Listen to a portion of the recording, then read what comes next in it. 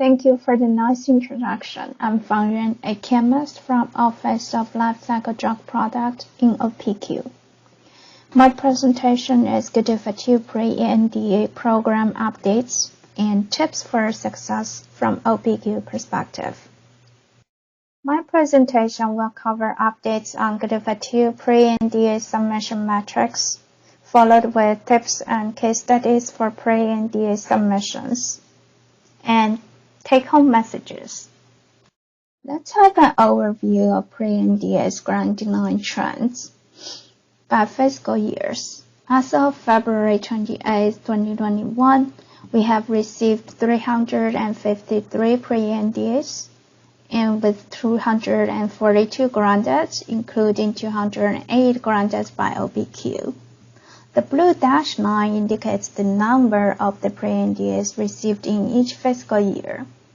At the beginning of GDUFA-II, from fiscal year 18 to 19, there has been an upward trend of the received pre-NDAs. And after that, the number becomes relatively steady.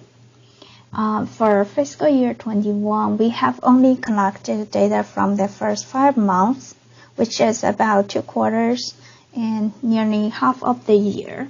So the number is about 50 to 55% of the number received in fiscal year 19 and 20 respectively. So the columns indicate the granted pre-NDAs and declined withdrawn as percentage of the pre-NDAs received in each year. So for the granted pre-NDAs, there has been a continuous upward trend from 60% at beginning and 74% now. And in the meantime, there has been a continuous downward trend for the declined pre-NDAs.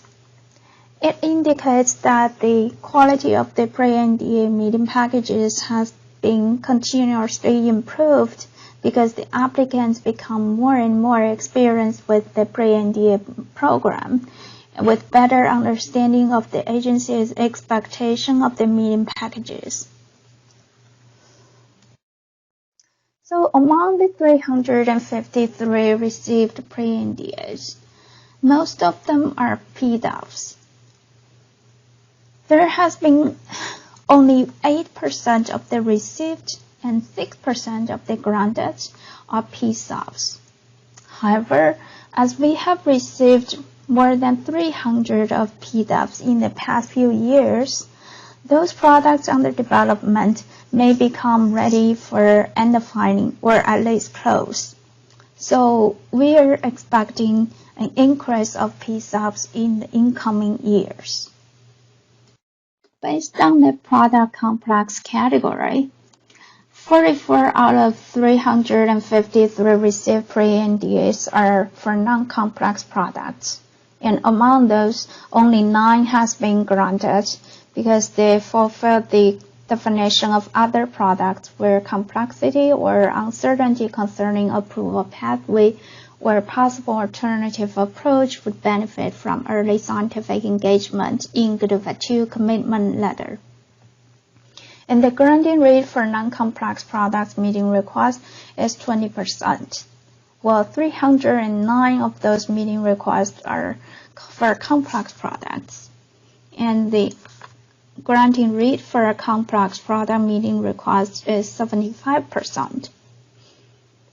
If we take a close look at the complex product meeting requests, here are the number of the pre-NDAs falling into different complex category.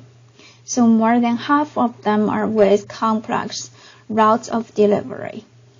But keep in mind, there are overlaps of the complex category as well. For example, a product is with complex active ingredient. If it comes with a pre-filled syringe or if it co-packed with the auto-injector, it also falls into the category of drug product device combination product.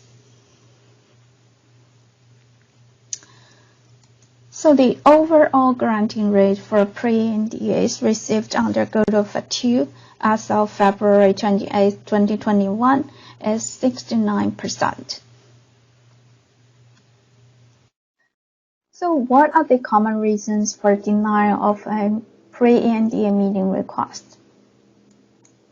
The top two reasons: incomplete meeting package, resubmit as control correspondence, which correspond to 39% and 28% of the declined meeting packages. And then 12% are due to inadequate meeting package. Another 12% due to outside of the scope of commitment letter. For example, the product is not suitable for 505G approval pathway. And there is about 1% due to non-clarifying questions. Sometimes the applicant asks a question with broad scope, not related to a specific issue. And anything beyond that are categorized as other. As we mentioned, there has been 69% overall granting rate for pre-NDAs received, and the number was lower at the beginning, 60% in fiscal year 18. Now the number became 74%, but there's still a large space for improvement. So here are some helpful tips for PDUFA meeting requests. Before submitting your meeting request, read all applicable guidances and standards. Ask yourself whether your questions have been already covered in the existing guidance and whether you are choosing the right pathway for your questions. And then ask specific questions about your development plan, proposed method approach, or study design.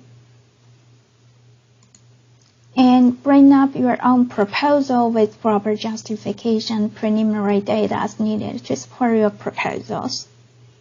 But remember, the PDUFA is to provide guidance on your product development program, but it's not intended for a pre-review of your ANDA submission.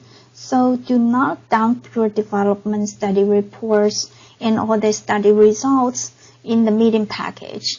I have seen 1,000-page meeting packages.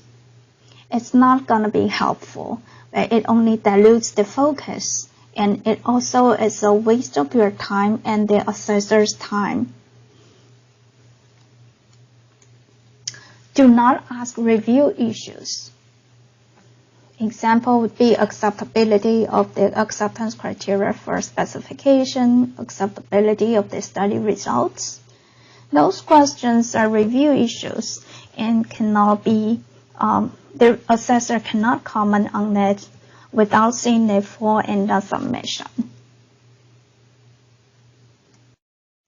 Tips for PSUBs. The first would be same as for PDUFs. Before submitting the package, read all applicable guidance and standards. And PSUBs are intended for ANDA submission content and format, so it's not for discussing scientific issues. So do not ask those type of questions. And it's highly recommended that to address all the scientific issues through the proper pathways before submitting PSUBs, because by the time you submit a PSUB request, it's expected that you're about ready to file your ANDA submission. So the optimal timeline for a PSUB request is within 6 months from the target timeline for ANDA submission. And we recommend the applicant prepare a concise meeting package. Do not submit your data reports because it's not intended for scientific discussion. And we encourage the prospective applicant to overview the ANDA format and content with a focus on previously identified complex issues or high-risk areas of the product to ensure that needed studies and supporting information will be submitted in this ANDA submission. So, earlier we have mentioned that one of the top 2 reasons for denial is to resubmit control correspondence, where I'm referring to the standard control correspondence pathway, because there's another category, so-called complex control correspondence, which has the same timeline as for a pre-NDA meeting request. So the purpose of PDUF and standard control correspondence are both to receive target feedbacks on product development program for an intended ANDA submission.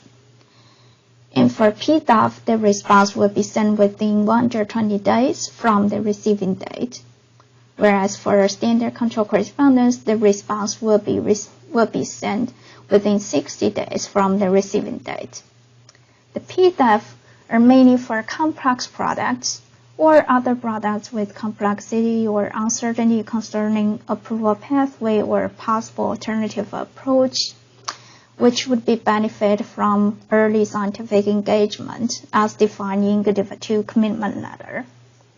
But standard control correspondence are suitable for all generic products under development, non-complex and complex ones. So PDUFs are mainly for complex topics involving multiple disciplines, and also for questions would not be adequately addressed by control correspondence. But standard control correspondence are usually for the simple questions, like the guidance clarification questions, clarification of ambiguities. And the number of the questions should also be considered, because for control correspondence, each control correspondence cannot include more than 3 questions. However, if you have 6 relatively simple questions not involving any complex scientific issues, you can still consider to submit more than one separate control correspondence. So PDUF versus PSUB. The timeline is same. The response will be sent within 120 days from the receiving date. But PDUF is to discuss specific scientific issues with product development program, while PSUB is for the applicants close to submitting an ANDA submission, and it is to discuss ANDA submission content and format, not requiring the agency's input on scientific issues. So what are the bases for OPQ grant denial decision? 3 general criteria. First, the product under development has to be a complex product, or other products would be benefit from early scientific engagement as defined in GDUFA-II commitment letter. And the meeting package has to include issues assessed by OPQ review disciplines. And it has to contain OPQ question for which a pre-NDA will enhance the assessment efficiency. For example, if the question can be addressed by control correspondence, then it does not meet this criteria. And additional criteria for granting a PSUB, well, obviously it has to contain questions suitable for a PSUB pathway. And additional basis for granting a PDUF, well, there is lack of available guidance that cover the issues included in the meeting package. And obviously the meeting package has to be complete. It includes specific questions with proper justification provided. So now let's take a look at 2 case studies. Case study 1, the applicant requests a PDUF meeting for a nasal spray solution. The OPQ triage summary. The meeting package is complete. And it is a complex product, because nasal spray is a drug device combination product. And the meeting package does involve issues assessed by OPQ, because the question is related to drug product specification and exhibit batch size recommendation.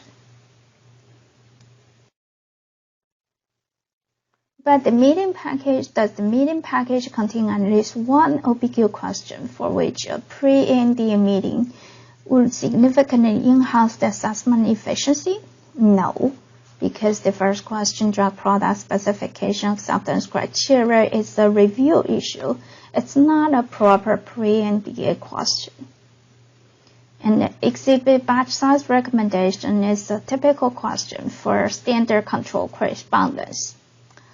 Therefore, OPQ grant denial decision is to decline this meeting request. Let's look at the next one. The applicant requests a PDUF meeting for an injection solution where the API is a small molecule, so it's not a complex product. So OPQ charge summary. The meeting package is complete. And is it a complex product? No, but the question seeking guidance on compatibility study plan to support delivery of the proposed product with a few injectors approved and cleared for use with the ROD involves potential drug device combination product issue. So does the meeting package involve issues assessed by OPQ? Yes. The compatibility of the drug product with delivery systems is a quality issue. And does the meeting package contain at least one OPQ question for which a pre-NDA meeting would significantly enhance the assessment efficiency? Yes, because the response to this question requires input from multiple disciplines. So OPQ decision is to grant this meeting request. So time for challenging questions. First, the applicant plans to submit a PSUB for a generic product of a synthetic peptide injection solution. Which question is suitable for a PSUB? A. Does the agency agree on the proposed product for the adaptive immunogenicity study? B. Does the agency agree the seamless study report to be submitted in Section 32P2? C. Does the agency agree that the proposed orthogonal analytical techniques for seamless study in Table 1 are complete? So which one is the correct answer? B. B is the correct answer because questions A and C are both PDUF questions not suitable for a PSUB pathway. Question 2. The applicant is developing a generic product of an ophthalmic emulsion for which product-specific guidance is available. The applicant plans to seek the agency's clarification on physical-chemical characterization tests. Which pathway should the applicant choose? A. Standard control correspondence. B. PDUF. C. PSUB. So which is the correct answer? A. Standard control correspondence, because this is a simple clarification question for issue covered by existing guidance. I have provided hyperlinks to a few useful resources here, GDUFA-II commitment letter, and a few guidances. To conclude my presentation today, before you submit your meeting request, read all applicable guidance and standards to prepare the meeting packages. And choose the correct pathway, PDUF or PSUB or control correspondence. And ask specific questions appropriate for the specific pathway you have selected. And provide sufficient supporting information to justify your position.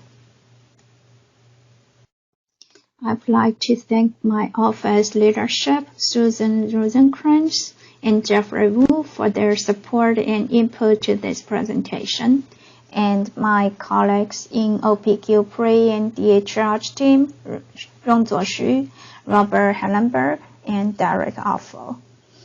And finally, I'd like to thank OPQ Pre and DA Program Steering Committee and all OPQ Pre and DA assessors.